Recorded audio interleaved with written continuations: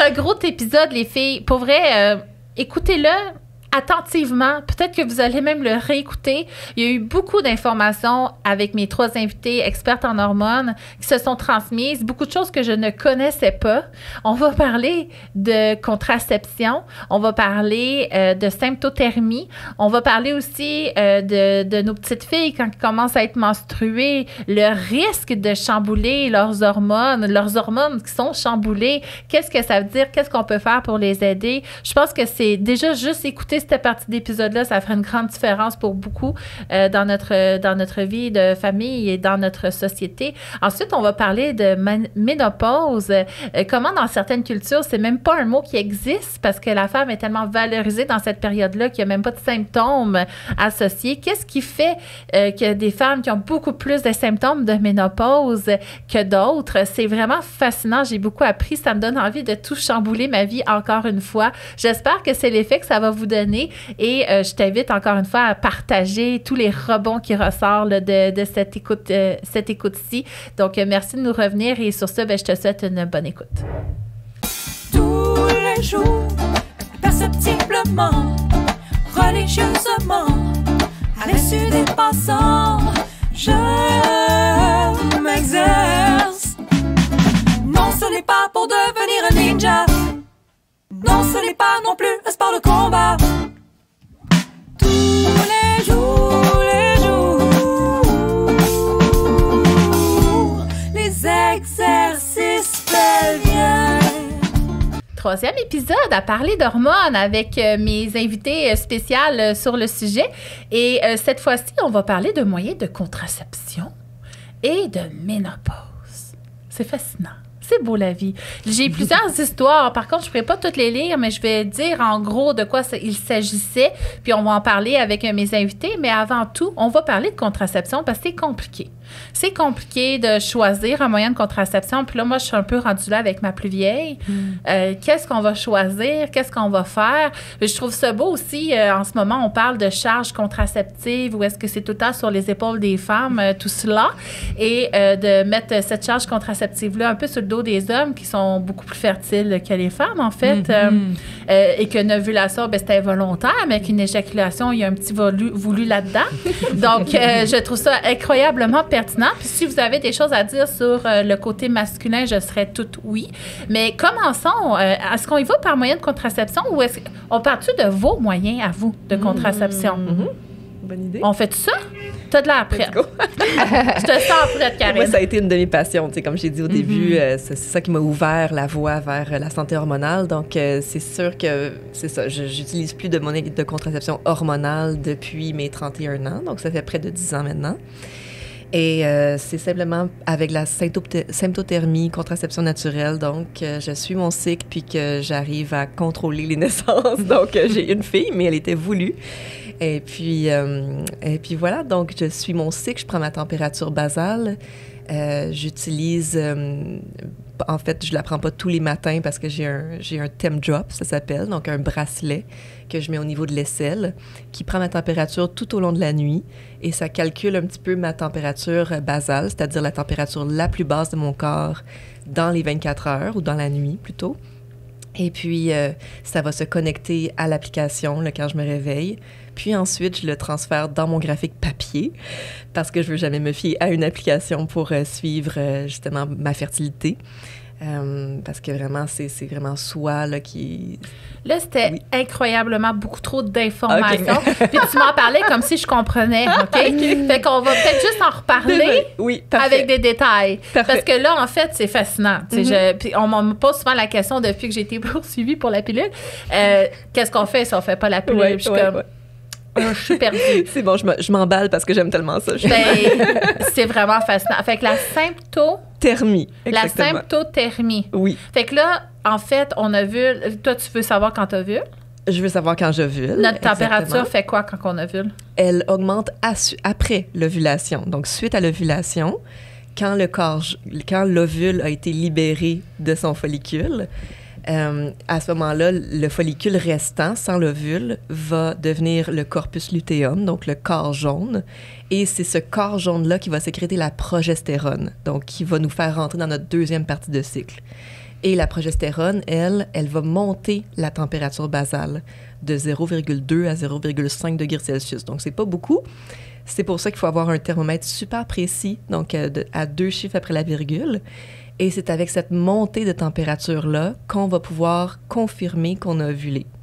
Puis en fait, mettons que tu as une relation la veille, là, les spermatozoïdes, ils vivent un bout de temps. Oui, ils peuvent vivre jusqu'à 5 jours en nous dans une belle glaire, tu sais, fertile. Fait que là, tu sais que tu as ovulé, mais si tu as de l'éjaculation, il y a 2 jours, ça se pourrait que tu tombes enceinte pareil. Alors, on va prévoir, dans le fond, on rentre dans une période fertile avant cette montée de température-là, nécessairement. Donc, avec notre glaire, avec l'observation quotidienne et fréquente dans la journée de notre glaire, on va pouvoir voir est-ce que je suis fertile aujourd'hui ou pas.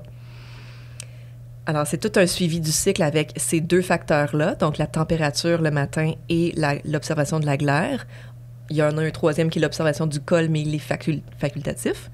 Mais qu'est-ce qui fait notre col? Notre col, il bouge.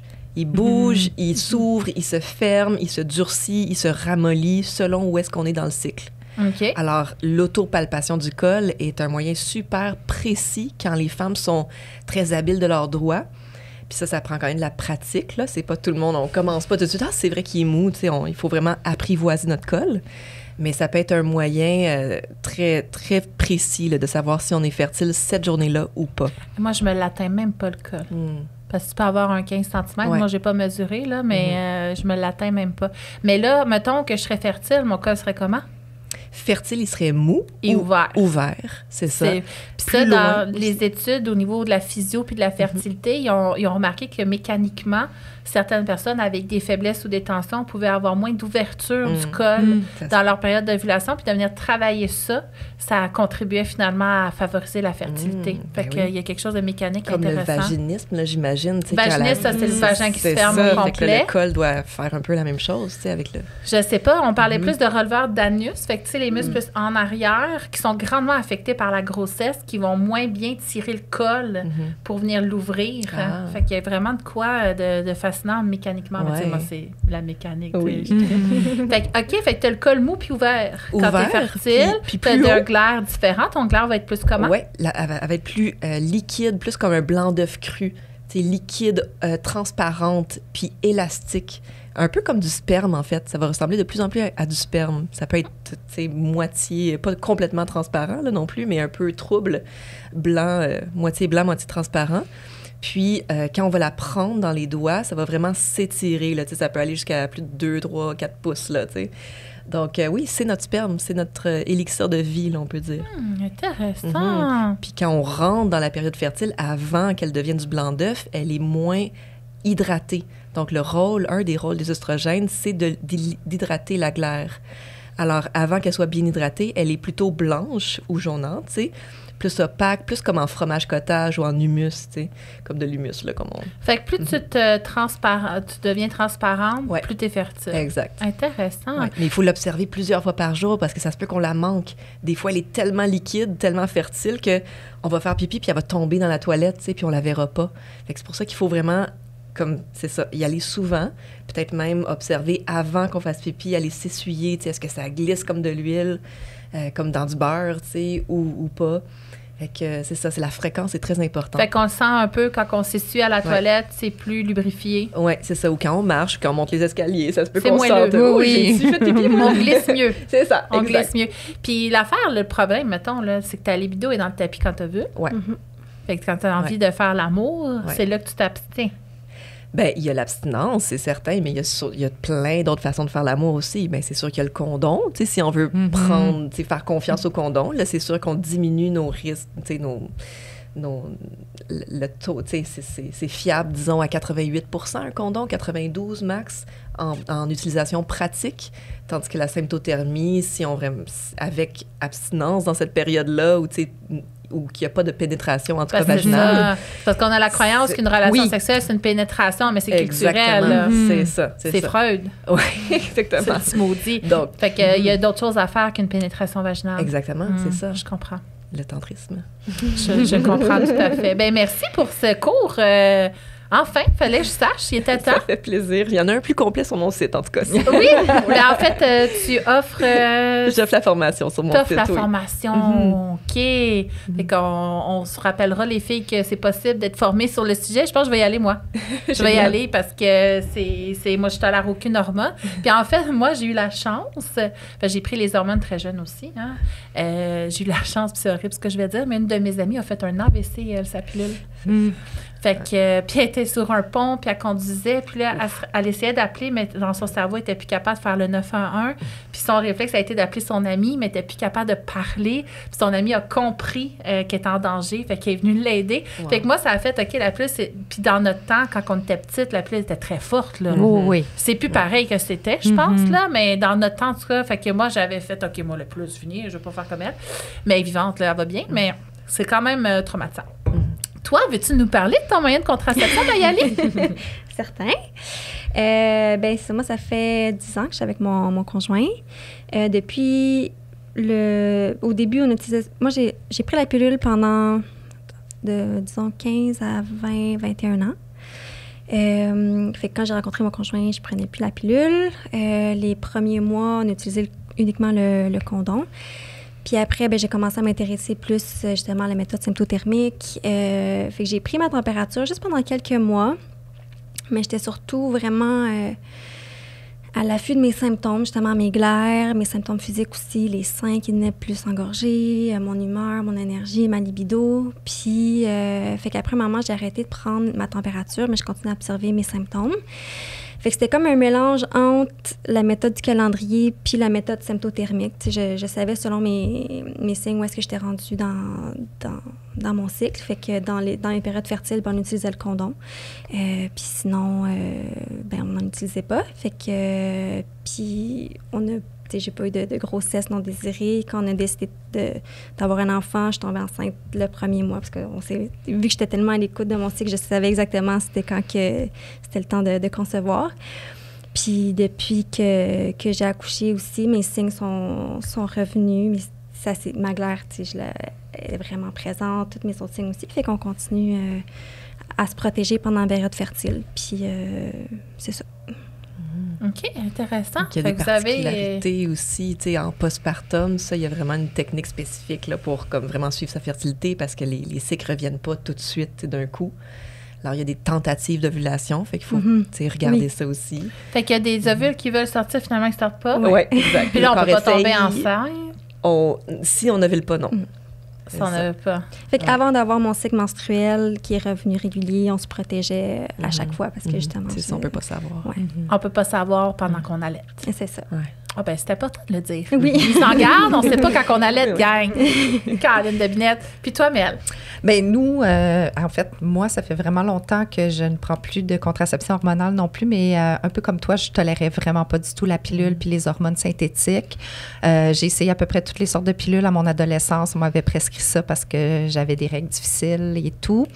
Honnêtement, je suis pas bien bonne avec les moments et les dates, mais j'ai vraiment pas pris la pilule très, très, très longtemps à la fois, là, parce que ça fonctionnait pas. Fait que j'ai beaucoup, dans ma vie, utilisé le condom ou le pseudo-calendrier symptothermie, mais assez rapidement, mon conjoint a été vasectomisé, puis ça, c'est vraiment le fun. Chanceuse. Nous, tu sais, on est partis en vivre en autobus avec les enfants. C'est là que je suis tombée enceinte, mais il était censé se faire couper avant. Voilà! Sûrement qu'on serait au Mexique en ce moment avec notre bel autobus, mais là, on est ici. Mais c'est correct. Pleurons pas maintenant. Mais parfait, merveilleux. Fait que, je ne sais pas si on pourrait parler des autres méthodes de contraception. J'aurais aimé ça qu'on parle peut-être des bénéfices, des risques. Je sais qu'on n'est peut-être pas sur le site de l'INSPQ en ce moment, mais on pourrait peut-être en partager un petit peu de ce que vous connaissez. Est-ce que ça vous intéresserait? Mm-hmm. Parce que c'est souvent la question qu'on a, tu sais. En fait, partons de notre petite fille là, qui va commencer sa vie sexuelle dans pas long. Mm-hmm. Vous y recommanderiez quoi, vous autres? Bien, en fait, pour protéger les hormones, naturellement, c'est une question qui est touchée, mais ce que j'ai envie de répondre spontanément, c'est qu'on va vouloir choisir un moyen contraceptif qui va protéger au maximum l'ovulation. Donc, j'entends qu'avec des jeunes filles, on veut pas, puis pas juste quand on a des jeunes filles, mais on veut pas prendre de risques, on veut pas de grossesse non désirée, on veut vraiment y aller de façon sécuritaire, mais on veut aussi protéger au maximum l'ovulation parce que c'est l'ovulation, comme l'expliquait Karine tantôt, qui nous permet de produire la progestérone. Puis la progestérone, c'est un peu comme le yin et le yang. L'estrogène et la progestérone ne peuvent pas vivre l'un sans l'autre.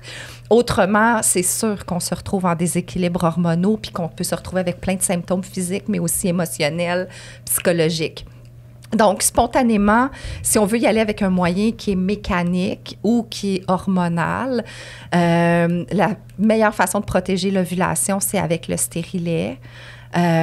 Puis là, vous rebondirez, puis vous avez le droit de ne pas être d'accord avec moi. Donc, il y a le stérilet hormonal qui va permettre la première année d'ovuler dans à peu près 15 des cas, 85 des autres cas, on n'ovulera pas, mais dans les années 2 à 5, ça va s'inverser. On va ovuler à peu près dans 85 des cas et ne pas ovuler dans 15 des cas. Donc, on arrive à protéger l'ovulation.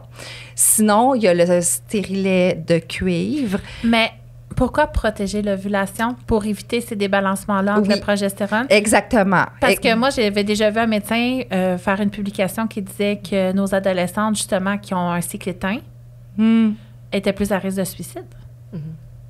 Oui. Mais en fait, c'est qu'on... Il n'y a pas de réponse parfaite. On sait qu'il y a des risques avec le stérilet hormonal aussi. On sait que ça peut augmenter l'anxiété. Ça a été documenté dans de la recherche scientifique. Au niveau du stérilet de cuivre, bien là, on n'a pas d'hormones, mais il faut faire attention quand même parce qu'il y a des personnes qui vont être plus sensibles aux métaux lourds. Il y a des personnes pour qui ça va créer des contractions, donc ça va créer beaucoup plus de douleurs menstruelles, beaucoup plus d'abondance au niveau des saignements. Mais en fait, c'est qu'avec le stérilet, on vient pas complètement chambouler le cycle hormonal. Justement, en protégeant l'ovulation, on continue de produire nos estradioles, notre estradiol qui est comme la superstar de nos estrogènes parce qu'on produit 3 types d'estrogènes et on continue de produire la progestérone. Donc, si on produit l'estrogène et la progestérone, on arrive à maintenir un certain équilibre hormonal et dans les moyens contraceptifs autres que la symptothermie, selon moi et selon ce qu'on peut lire dans la littérature, c'est un peu le moindre mal, si on veut s'assurer de ne pas se retrouver dans des cas de grossesse non désirée. Maintenant, c'est sûr que si vous me demandez c'est quoi mon moyen contraceptif préféré, bien, la symptothermie, ça va être, si on reprend le terme superstar, c'est vraiment la superstar des moyens contraceptifs, mais avec les jeunes, par exemple, c'est pas nécessairement le meilleur moyen parce que là, il faut être discipliné, il faut être rigoureuse dans nos... Mais avec l'application, ça doit aider. Oui, il y a certaines applications qui ont été prouvées, hein, tu sais, qui peuvent vraiment avoir une espèce de justesse, en tout cas. Fait que oui, c'est sûr que ça pourrait être un moyen, là, si la jeune fille, comme il y a Natural Cycles. Oui, moi, que j'aime vraiment beaucoup, Natural Cycles, qui est vraiment hyper fiable. Mais encore là, c'est toute la question, surtout à l'adolescence, puis au début de l'âge adulte, de la maturité, de la discipline aussi à vouloir utiliser des moyens contraceptifs quand on est en période fertile, puis la pensée magique aussi. Puis là, je suis pas en train de généraliser, mais c'est des enjeux dont on doit tenir compte parce que quand on est jeune, puis quand notre cerveau est encore en train de se développer... Ça arrive juste aux autres. Ça arrive juste aux autres. Oui, puis il y a des adultes aussi qui vont être encore dans ce mode de pensée-là, mais c'est amplifié à l'adolescence pour des raisons hormonales. Développementales. Oui, développementales. Donc il y a vraiment plusieurs enjeux à considérer, là, puis il n'y a pas de réponse parfaite. Ça dépend de chaque jeune fille, en fait, justement sa capacité à être disciplinée, sa maturité, sa volonté, justement, de parce que la pilule, ça demande une certaine discipline aussi. Là. Aussi, combien de fois je l'ai oublié dans le temps que j'apprenais? Oui. TDAH, pas évident. Mais la pilule, c'est ça. Si ta petite fille apprend la pilule, mais qu'elle n'a pas de dépression associée. C'est qu'il y a aussi des risques quand même au niveau du développement du cerveau, du développement de l'amygdale, entre autres, le centre de la peur, des émotions. Fait ce qu'ils ont prouvé là, avec des études, c'est que si on la prend plus de 2 ans pendant que le système hormonal ou le cerveau, en gros, se développe, ça va nuire à cette maturation-là de l'amygdale. Ça va faire quoi? C'est irréversible, en fait. Oui. Donc, moi, ce que je conseille toujours, tu sais, dans le monde idéal, il n'y a pas de monde idéal, Oui. Mais dans ça va un faire monde quoi? Dis-moi juste ce que ça va faire pour nous convaincre. Ben, tu sais, ça peut augmenter justement les risques d'anxiété, OK. de dépression. Mhm. La dépression est augmentée de 200% des fois avec certains types d'hormones. Fait que quand tu as pris des hormones pendant que ton cerveau est en croissance, Ouais. puis il est en croissance jusqu'à quand? Jusqu'à 25 ans Ouais, ça- ben, 25. oui. Environ. Ce que j'ai vu pour la pilule, c'était jusqu'à, mettons, 21 ans. 21, oui, c'est ça. Il Ça se développe pourrait encore jusqu'à avoir un 25, effet. mais Oui. pour la Oui. pilule, ça arrête, Ouais. je pense, à 21. Ouais. ouais, pour Puis le l'autre système hormonal. chose, c'est que, tu sais, pour rebondir sur le 2 ans, c'est aussi documenté que si on prend la pilule contraceptive pendant 2 ans et plus, pendant la fenêtre où notre cycle est en autorégulation, parce que techniquement, après la ménarche, qui est la première menstruation, notre cycle va mettre en moyenne 3 ans, puis parfois jusqu'à 5 ans pour s'autoréguler, donc pour que nos hormones sexuelles trouvent leur vitesse de croisière, puis apprennent à valser naturellement pour qu'on ait un beau cycle, qu'on ait une belle fertilité. Mais si pendant cette fenêtre-là, on prend la pilule pendant plus que 2 ans, on a des risques que les dommages à notre système hormonal de nos hormones sexuelles soient irréversibles. Donc, qu'après ça, ce soit vraiment difficile de retrouver un cycle au niveau des hormones sexuelles, puis un cycle menstruel qui va être harmonieux et facile et fluide, là. Fait que les hormones sexuelles, ça veut dire que ça va jouer sur notre humeur encore? Ça va Ben, jouer en sur fait, notre nos hormones libido? sexuelles, c'est entre autres les estrogènes, la progestérone, la testostérone. Donc oui, c'est des hormones qui sont de très, très près liées à notre humeur. On sait entre autres que les estrogènes sont très rattachés à la sérotonine, qu'on appelle souvent l'hormone du bonheur, mais qui est en fait un neurotransmetteur. Puis quand les estrogènes fluctuent, surtout à la baisse, ils vont comme tirer la sérotonine avec eux autres.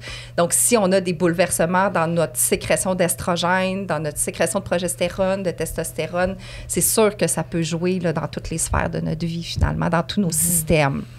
C'est que la pilule aussi empêche l'absorption de plusieurs vitamines qui sont essentielles à la santé hormonale et la fertilité éventuellement, tu sais. Fait que je vois beaucoup de femmes, en fait, qui ont pris longtemps la pilule puis qui ont des troubles de fertilité après. Puis c'est qu'il faut, en fait, repartir la machine, puis nourrir.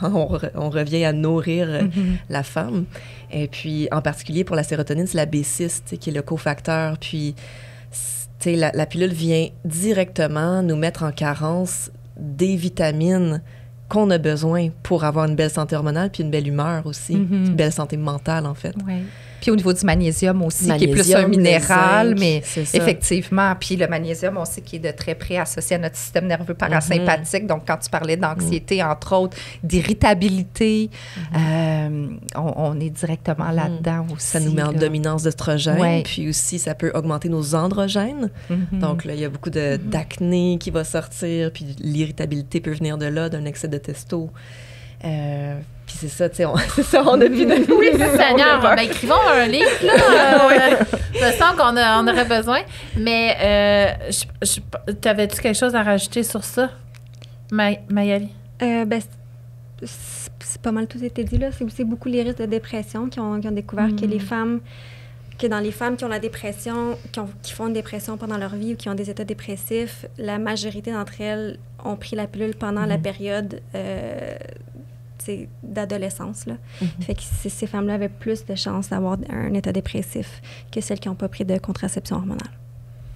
Fait qu'en gros, là, quand nos petites filles commencent à être menstruées, là, ils ont pour 3 ans, tu disais? Oui, de 3 à 5 ans. 3 à 5 ans Ouais. que ça va être coup-ci, coup ça. Oui, que ça. Jusqu'à 21 ans, en fait. Oui, bien, c'est ça, en moyenne jusqu'à 21 ans. C'est un peu la même chose que le cerveau, mais on parle généralement d'une fenêtre, c'est ça, de 3 à 5 ans. Puis ce qui Puis est comme triste- les jeunes filles sont de plus en plus menstruées jeunes, Ben oui. entre autres à cause de l'exposition à des xénoestrogènes puis aux perturbateurs endocriniens, bien, c'est ça, ça peut nous amener un petit peu avant 21 ans, mais c'est sûr que si on veut être safe, excusez l'anglicisme, idéalement, effectivement, jusqu'à 21 ans, on essaie d'ingérer le moins d'hormones synthétiques possible. Ça, puis ce qui est triste, c'est que j'en ai eu là, des patientes, des jeunes patientes qui venaient pour réguler leur cycle parce que ça fait 1 an qu'ils ont eu leur première règle, puis leur cycle n'est pas régulier encore, puis le médecin veut leur mettre sur la pilule, mais c'est normal. C'est normal. C'est normal Oui. que dans les Qu'est-ce qu'on 3 à pourrait 5 ans faire de la pour- ménage, notre cycle soit pas régulier. Oui. C'est normal. Qu'est-ce qu'on pourrait faire pour aider nos cocottes?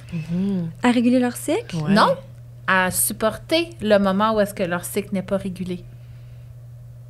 Ben, on regarde l'alimentation, Ouais, oui. tu sais, leur Les cycles stress, circadiens. le cycle Oui. circadien, est-ce qu'elle peut aller dormir tôt, tu sais, c'est sûr que les ados, tu sais... Oui, le cerveau est structuré avec une horloge biologique décalée, Décalée, tu mais sais, encore plus là, tard, ouais, là, ouais. c'est beaucoup de... Elle se couche à quelle heure? Parce que là, je trouve qu'elle se couche tard, ma fille. Ben, honnêtement, tu sais, je sais pas s'il y a des heures Tu sais, c'est précises, 11 mais heures. c'est 11 à C'est minuit, ça, 1 11 heures, heure, ouais. honnêtement. Je suis pas capable de la là, coucher avant. C'est C'est vraiment drôle. le cycle, puis ça aussi, c'est documenté, là, le cycle, le rythme circadien, il est vraiment décalé. Avec l'horloge l'école, à biologique. 8 heures, c'est trop tôt. C'est pas réaliste pour des ados, là. Ça marche pas. Non, ça devrait pas. Mais le secondaire, quand ça en va, commence à 10 à Saint-Donat, là. Oui. Fait que déjà, ça, c'est un peu plus intelligent, selon moi. Ben, ça respecte davantage l'horloge rythme. biologique des ados. Ça, c'est sûr, super. là. Là, voyez-vous, tu sais, moi, elle était menstruée cette semaine, puis elle avait son examen de maths aujourd'hui, puis elle était tellement stressée, puis tellement... Tu sais, en tant que telle, j'aurais dû lui dire, regarde, vas-y pas à l'école. Parce qu'on s'en fout, en fait. Tu sais, l'école, c'est une partie de la vie. C'est pas toute la vie. Fait que moi, souvent, quand elle se sent pas bien puis qu'elle est menstruée, je vais lui dire de manquer l'école puis de se reposer avec nous à la maison. Ben ça, c'est qu'est-ce que nous, c'est possible d'être fait, là, mais on va essayer qu'elle respecte. Puis plus tard, mais j'espère que quand elle va être même au travail puis qu'elle va dire, hey, c'est une journée qu'il faut que je reste à la maison, mais elle va l'honorer. Puis qu'elle n'aura pas à le justifier, tu sais. Ouais.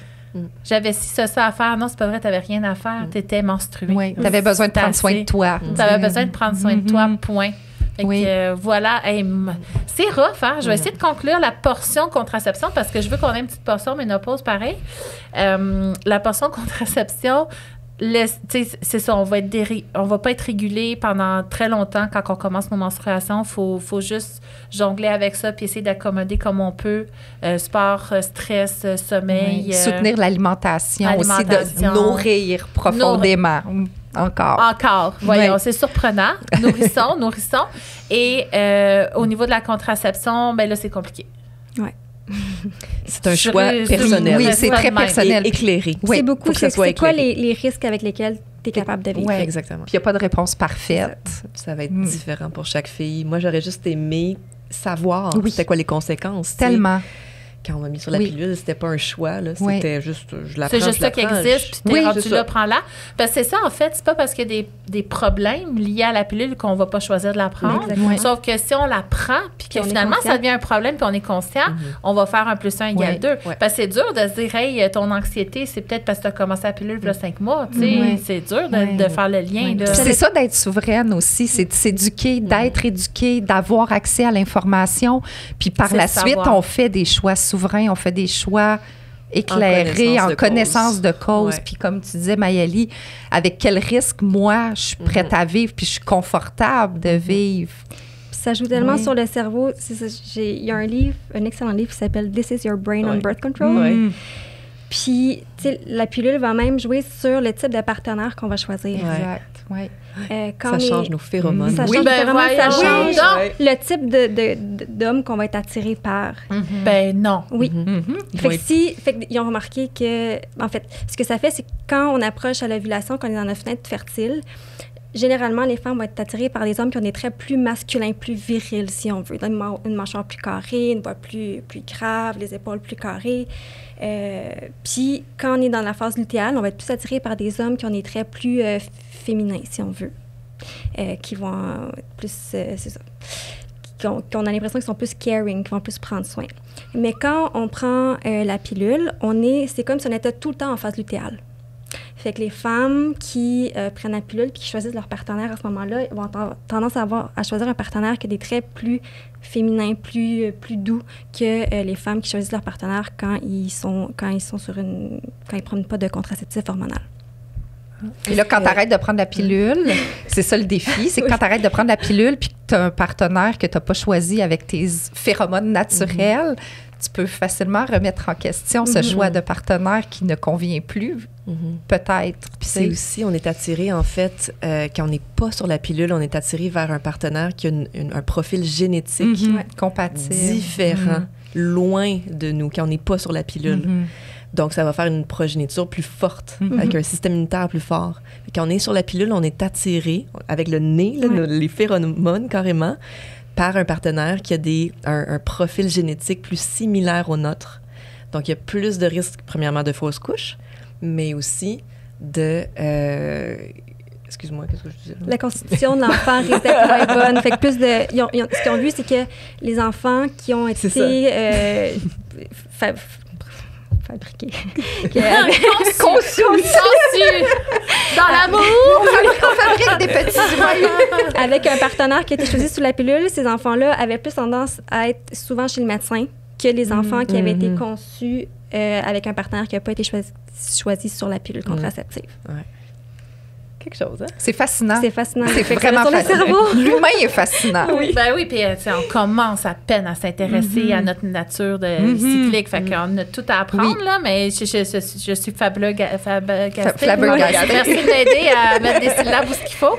Mais c'est vraiment fascinant. Mais ceci dit, hein, ça se peut-tu que tu choisisses quelqu'un de plus caring, pareil, même si t'es pas sa pilule? Tu n'as pas nécessairement choisi. Son profil génétique est quand même éloigné du tien. Puis au-delà de ça, il y a toute la question de notre éducation, de nos préférences. C'est plus compliqué que juste ça, mais ça va avoir une influence. Va affecter ton choix de partenaire. L'attirance sexuelle. Ça va peut-être être plus dur de tomber enceinte, plus dur de garder le bébé, puis ton petit va peut-être... Hey, c'est fou raide. Je capote. OK, on va-tu dans la ménopause? Non, mais c'est parce que c'est fascinant. Là. Je vais tout aller chercher les livres que tu as recommandés. C'est une perle. J'ai vraiment hâte de lire ça. Au niveau de la ménopause, justement, il y avait une des personnes qui partageait son histoire. Elle dit moi, mes règles sont plus régulières, donc je me ramasse avec des 65 jours, des 10 jours. Là, je ne sais pas son âge, rien. Elle a eu ses enfants en 2010, fait que ça peut peut-être nous situer un peu. Là. Ben, c'est mon âge, ça. Mais encore là, tu sais, on a des humains qui ont des enfants à 25 ans, puis il y en a qui les ont à 40 ans. Donc, moi, je les ai eus en plein milieu. Oui, c'est ça. Fait que c'est pas nécessairement un indicateur. Je suis pas une indicatrice de l'âge de la personne. Mais là, ces menstruations sont vraiment, là, c'est le bordel. Sont aléatoires. Sont aléatoires. Puis elle se posait la question, c'est-tu parce que je veux plus autant? Ben, je sais pas, moi, je vous le demande. Oui. C'est oui la réponse? Oui, c'est sûr qu'elle va sauter des ovulations. Oui. Il va y avoir des cycles anovulatoires qu'on appelle, mais on peut avoir des règles pareilles. Mais c'est des fausses règles, en fait. C'est pas vraiment des règles qui sont dues, justement, à l'ovulation, avec une phase lutéale. Donc là, il va juste avoir une montée d'œstrogène, une petite baisse après ça, une autre montée d'œstrogène, puis après ça, le corps, il va réaliser qu'il se passe rien. Fait qu'il va juste l'estrogène, l'endomètre va être suffisamment épaissi, puis là, il va avoir besoin de libérer l'endomètre pour repartir un nouveau cycle, qui, celui-là, sera peut-être ovulatoire. Puis ça arrive de plus en plus souvent à partir de l'âge de 35 ans. D'ailleurs, c'est pour ça qu'on parle souvent, puis encore là, tu sais, je veux pas qu'on se confonde dans les termes, parce que selon la littérature, on va utiliser périménopause, préménopause, ménopause. Mais dès l'âge de 35 ans, on va établir qu'on commence à produire de moins en moins de progestérone, ou qu'on produit de la progestérone de moins grande qualité. Et c'est dû en partie à des cycles qui sont anovulatoires. Et éventuellement, on va avoir des symptômes. Certaines personnes, certaines autres personnes n'en auront pas. Puis, c'est cette liste de symptômes-là, entre autres, qui va déterminer si on est en périménopause ou pas. Mais... c'est jeune, 35 ans, là. C'est très, très jeune. Mais moi, j'ai eu mes premiers symptômes vers ça, 36, 37 ans. Puis c'est quoi les symptômes de périménopause? Bien, il y en a plusieurs. Puis on n'est pas obligé d'avoir tous les symptômes, mais généralement, c'est une liste de quelques symptômes qui ont un impact négatif ou qui viennent... Puis encore là, je le dis, puis je me reprends à le dire, parce que j'allais dire qu'il y a un impact négatif sur notre quotidien. Puis encore là, est-ce que c'est vraiment un impact négatif sur notre quotidien, sur notre vie? Ou c'est parce qu'on ne s'ajuste pas à notre cycle, ou c'est parce que les exigences de la société de performance et de productivité ne sont pas alignées avec notre véritable nature cyclique. Mais bon, ça pourrait être un autre débat. Mais les symptômes, en fait, il y en a dans le corps mental, il y en a dans le corps émotionnel, il y en a dans le corps physique. Et souvent, c'est là où ça va apparaître justement les règles qui vont être beaucoup plus abondantes, les règles qui vont être beaucoup plus douloureuses.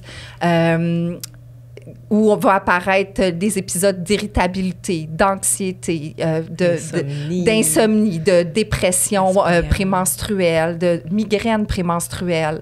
D'ailleurs, c'est souvent là où les diagnostics officiels de SPM et de troubles dysphoriques prémenstruels vont apparaître. Puis à 35 ans. Entre la 35-42 ans, de ce que je vois le plus, moi, dans ma pratique. Puis c'est à se demander, est-ce que c'est vraiment cette maladie psychiatrique ou c'est nos hormones naturellement qui fluctuent? Puis ça, c'est un grand débat en ce moment dans la communauté médicale. Est-ce qu'on devrait psychiatriser des symptômes qui sont hormonaux? Quoique, pour le trouble dysphorique prémenstruel, on parle plus d'un dérèglement au niveau des neurotransmetteurs, dont la sérotonine, mais on sait que la sérotonine est de très, très près liée à nos hormones sexuelles. Donc, c'est trouver la poule ou l'œuf. Mais oui, c'est souvent vers la mi-trentaine, fin trentaine, début quarantaine que vont apparaître ces symptômes-là. Puis, c'est des symptômes qui vont être liés souvent à ce qu'on appelle un excès d'estrogène ou une dominance en estrogène et une carence en progestérone. Dans le fond, nos hormones, comme je disais tantôt, ça devrait être un peu comme le yin et le yang. Les estrogènes et la progestérone s'équilibrent et se supportent les unes les autres. Les estrogènes étant des hormones plus actives, la progestérone étant les hormones qui nous ralentissent un peu plus, qui nous calment, qui nous apaisent, qui nous font dormir. Mais là, si on produit moins de progestérone, on se retrouve soit en excès d'estrogène parce qu'on a plus assez de progestérone, ou on était déjà en excès d'estrogène parce qu'on a été exposé à des perturbateurs endocriniens, à des xénoestrogènes. Puis là, ben ça vient juste accentuer l'écart entre ces deux hormones principales de notre cycle menstruel, là. Puis plus l'écart se creuse, plus on risque de vivre des symptômes qui sont parmi ceux qu'on a énumérés, là. Puis, ça fait souvent que tu dis perturbateurs. Oui. C'est quoi? Les perturbateurs endocriniens, ce sont des substances qu'on retrouve dans notre environnement et qui imitent, entre autres, il y a une catégorie des perturbateurs endocriniens qui va imiter nos propres hormones. Il y a des perturbateurs qui vont imiter nos estrogènes, d'autres qui vont imiter nos hormones thyroïdiennes. Et ce qui se passe, c'est quand on ingère, par exemple, ou quand on est exposé à ces substances-là, à ces perturbateurs endocriniens-là, bien, ils vont venir se fixer dans nos récepteurs hormonaux, soit au niveau de la thyroïde, au niveau des estrogènes, puis nos propres hormones ne pourront plus se fixer dans les récepteurs et faire leur propre travail. Donc, on va se retrouver en excès hormonal et en déséquilibre hormonal à la fois.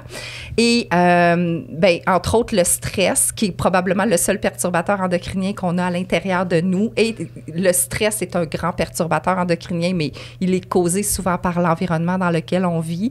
Sinon, qui fait aucun sens. Qui fait aucun sens. Et sinon, on parle de produits ménagers, par exemple, qui vont être chimiques. Ça, des choses concrètes. On parle de produits d'hygiène, on parle de produits de beauté, on parle d'aliments transformés, de colorants dans les aliments, on parle de plastique, on parle, là, aidez-moi, la pollution. La pollution, oui. C'est ça, les phtalates, tout ce qu'il y a dans l'eau aussi, même le chlore dans notre eau potable en est un. Les pesticides. Si on ne filtre pas notre eau, les pesticides, c'est ça, tout ce qui n'est pas bio. Puis même, tu sais, dans l'eau des villes, dans les aqueducs, le fluor, puis même on a trouvé des traces d'antidépresseurs, de médicaments, de pilules contraceptives, de toutes sortes d'affaires. Fait que même l'eau qu'on boit, d'où l'importance de filtrer son eau quand c'est possible, parce que... on la filtre avec quoi? Bien, il y a des systèmes qui se vendent, soit des systèmes d'osmose inversée qui sont peut-être plus coûteux puis qui sont des systèmes plus centraux, mais sinon, ils se vendent des systèmes au charbon, entre autres, qui vont venir filtrer l'eau puis qui va faire en sorte qu'on va, on va avoir le meilleur de l'eau puis que les perturbateurs vont rester... Je propose souvent le Santevia, tout simplement. Ouais. J'aime beaucoup le pichet Santevia. C'est sûr que c'est un contenant de plastique, là. C'est ça qui est plate. C'est un peu ironique, là. C'est ironique, ça. Quand on sait que le plastique va libérer des microplastiques Puis des microplastiques, maintenant, il y en a partout. Il y en a dans le placenta, dans le cordon ombilical des enfants, avant qu'ils naissent. Puis c'est des choses qui ne se dégradent pas, qui se passent de génération en génération.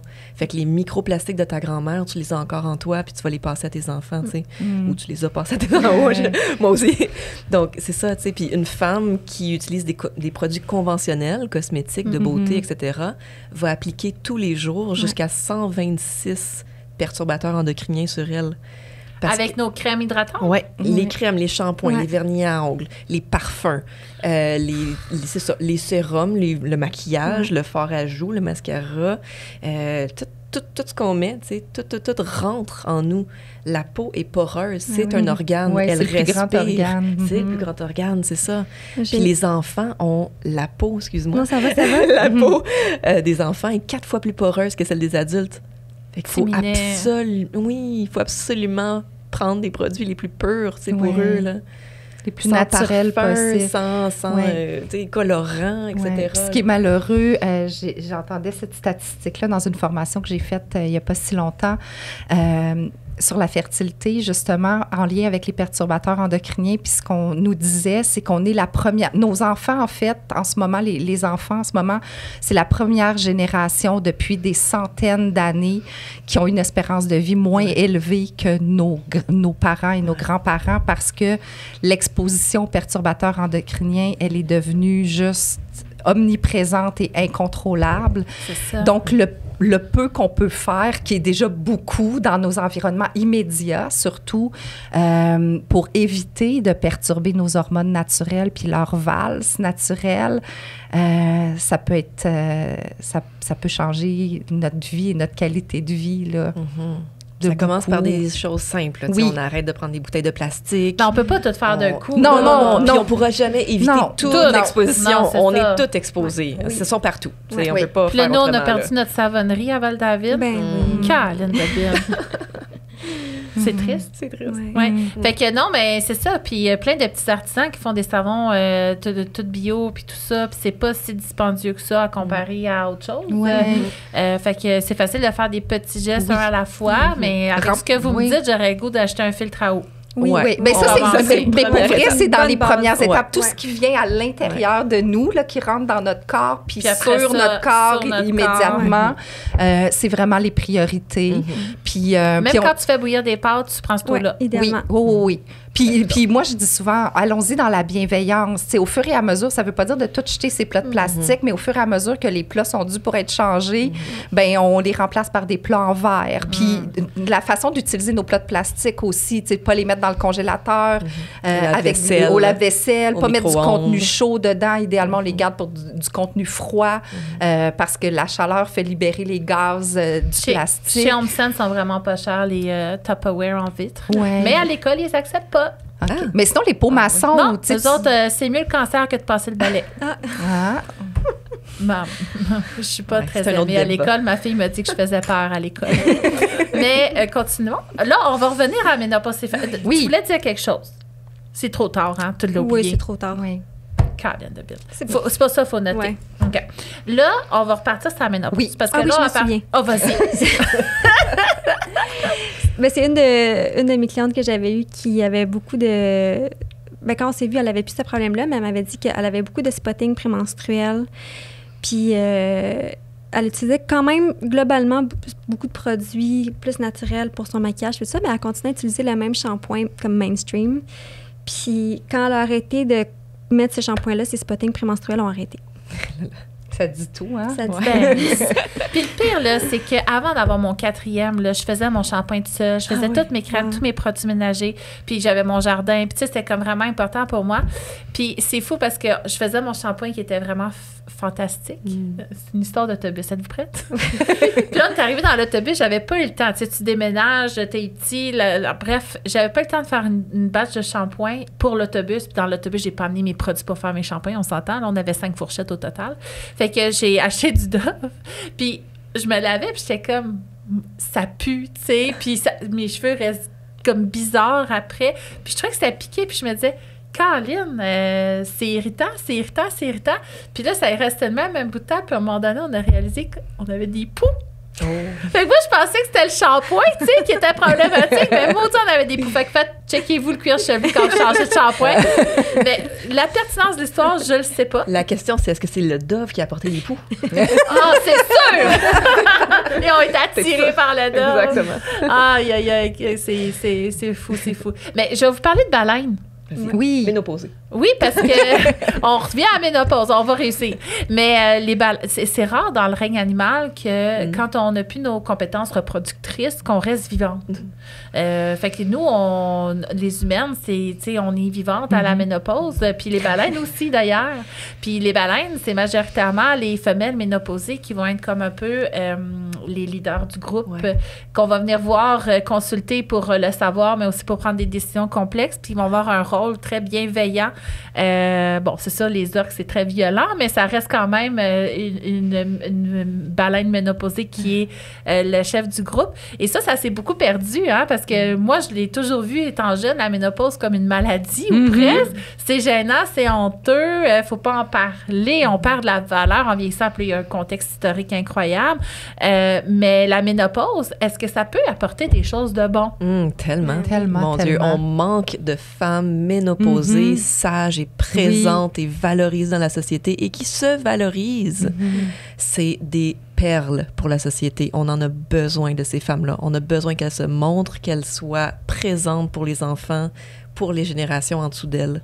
Parce que, justement, elles acquièrent une sagesse à ce moment-là. Elles ont traversé toutes les tempêtes de la vie, tu sais, puis c'est elles qui détiennent comme pas la solution, mais je veux dire, la sagesse, en tout cas.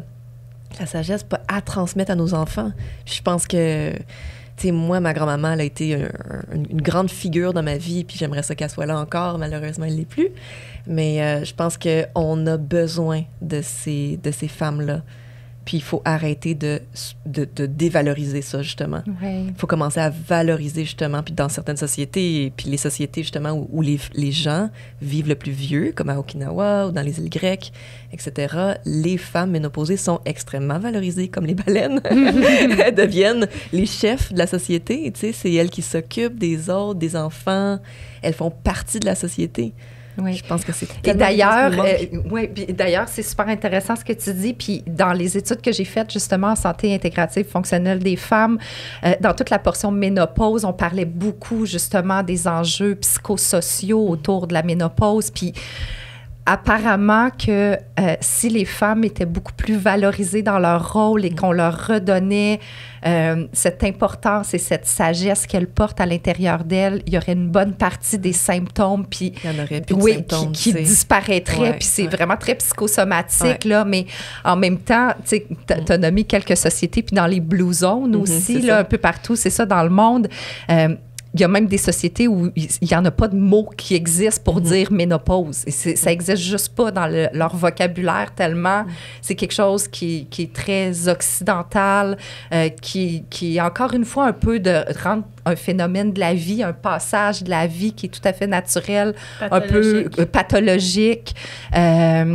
Puis probablement qui vient du fait qu'on valorise la jeunesse, la performance, la productivité, puis que, ben, quand on atteint la ménopause, on sert plus à rien. C'est ça. Mais on en voit de plus en plus des gens influents, des femmes influentes, justement, dire « Hey, j'ai vieilli, mais j'ai encore de la valeur. Oui, puis bravo! Et encore plus, oui. C'est ça. Puis merci, la société, merci de le faire, absolument. Puis au niveau hormonal, mettons, quand on est ménopausé, qu'est-ce qui se passe? Plein de choses. Oui, peut-être juste introduire que finalement, à ce moment-là, c'est là où nos ovaires, on a longtemps pensé que les ovaires fermaient boutique, mais maintenant, on sait qu'ils continuent à produire une certaine partie des hormones sexuelles, mais c'est principalement les surrénales qui vont prendre la relève en produisant, entre autres, le DHEA, qui est un précurseur à la testostérone et aux estrogènes, et d'où l'importance, puis ça, c'est un discours que j'ai avec à peu près toutes mes clientes qui ont 35 ans et plus, de protéger ces surrénales, de prendre soin de la gestion du stress parce que c'est les mêmes glandes qui sont dans notre système, qui gèrent notre système de survie, notre système de sécurité, qui éventuellement vont prendre la relève pour nous produire des belles hormones sexuelles puis nous garder dans notre brillance, dans notre vibrance puis dans notre radiance pendant longtemps. Donc, oui, les hormones sexuelles vont descendre de façon plus significative. On n'aura plus cette valse hormonale qu'on avait l'habitude d'avoir avec les montées d'estrogène, les montées de progestérone éventuellement. On va revenir un peu plus à cette sagesse et à ce cycle qui est souvent un peu plus sur 24 heures. Mais pour beaucoup de femmes qui sont plus ou moins connectées à leur nature cyclique ou qui sont davantage connectées à cette nature cyclique, elles vont rester connectées, mais un peu plus sur un rythme lunaire, par exemple. Puis on n'en a pas parlé, mais souvent chez les femmes qui n'auront plus de menstruation puis qui vont sentir le besoin de se connecter à un cycle parce qu'on porte ça dans notre mémoire cellulaire depuis des milliers d'années. On est des êtres cycliques depuis tellement longtemps que pour certaines, elles vont continuer de sentir des fluctuations, mais beaucoup plus avec les variations lunaires.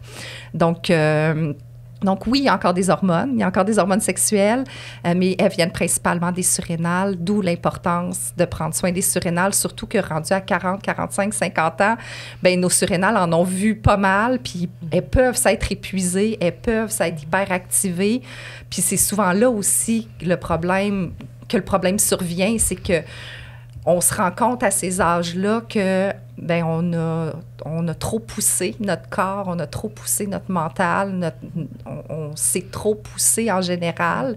Puis là, ben nos systèmes sont en déséquilibre, puis éventuellement, c'est là que les symptômes vont apparaître, justement, parce qu'il y a toute l'accumulation.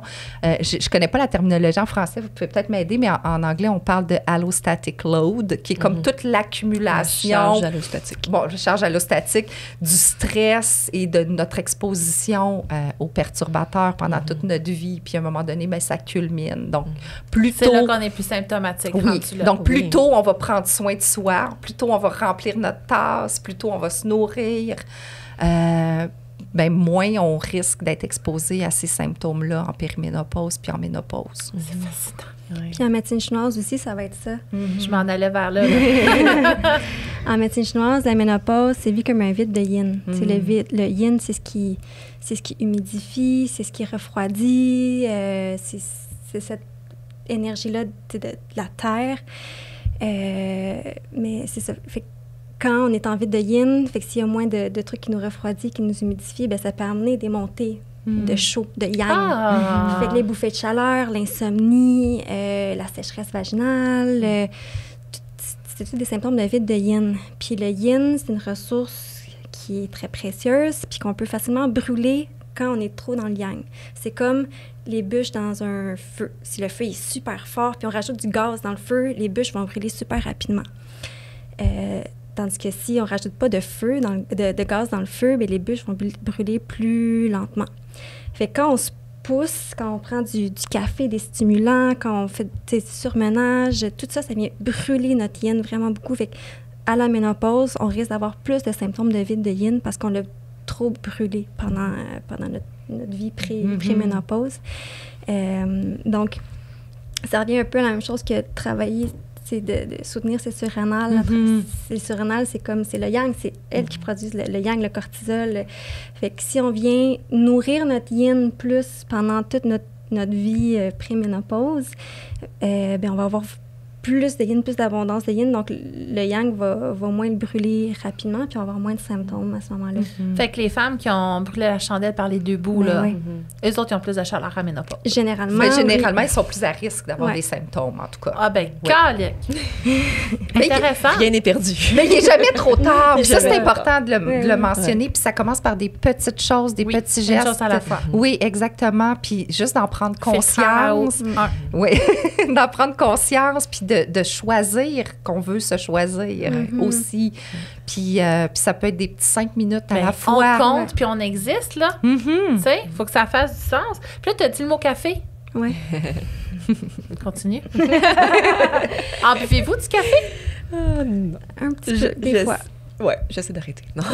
J'adore ça. Je l'ai jamais bu. Moi, je vois ça comme une drogue. Puis toujours après le déjeuner. Oui. Oui. Pour les beaux il y a des cacas, règles à suivre. Il y a des règles à suivre. Oui, après, quand on en prend. moi, j'adore le café, mais si je commence à en prendre tous les jours, ça marche plus. Mon corps, ça me le dit tout de suite. Là. Mon système nerveux le prend pas. C'est très banalisé. Là. Il y en a qui en boivent énormément. C'est toutes des drogues comme le sucre et l'alcool qui absolument. est accepté et qui est valorisé dans la société. Des drogues légales. Ce qui arrive avec le café, c'est que ça camoufle la fatigue. Fait que là, ça fait c'est comme les médicaments de rhume. Tu camoufles tes symptômes, fait que tu vas travailler, mais tu t'es pas reposé pour guérir, puis t'es malade 3 semaines. Fait qu'au lieu de te reposer, ben tu prends du café qui fait que t'as pas l'impression d'être fatigué, fait que tu te pousses encore plus, que t'es encore plus fatigué, fait que t'as plus besoin de café, puis c'est comme un cercle vicieux. C'est une drogue. Drogue. Tu décris une drogue. Exactement. La caféine. Hey, c'était fascinant. Comme il va falloir que je le réécoute pour tout saisir ce qui s'est passé parce que vous m'avez appris plein de choses. Puis moi, je me pensais allumée parce que je vous suis sur les réseaux sociaux, mais il faut croire que j'ai pas assez lu. Mais je suis vraiment très contente de cet épisode-là. On va le conclure. Oui. J'aurais encore envie de dire la même phrase que d'habitude, mais on va aller ailleurs. En fait, ce que j'ai envie de dire, puis on en parlait dans la pause, que ça fait aucun sens, ce serait de juste réaliser qu'on existe, point. Juste réaliser qu'on existe. Qu'on a de la valeur. Qu'on a de la valeur. Puis que c'est important notre vie, tu sais. Oui. J'aurais le goût de le conclure de même parce qu'on dirait qu'on réglerait bien des problèmes. Oui. Puis qu'on n'est pas juste là pour produire et performer, on est là pour être et exister. Vivre. En communauté. S'amuser. Aimer, connecter, créer. Être dans le plaisir. Chanter. Merci les filles pour cet épisode-là. J'espère que tout le monde va l'écouter. Dites-nous-le quand vous l'écoutez, les filles. Dites-nous qu'est-ce qui en ressort. Est-ce que ça vous a chamboulé? Est-ce qu'il y a des choses que vous allez apporter comme changement dans votre quotidien? J'ai très hâte de vous lire. Les exercices péniens.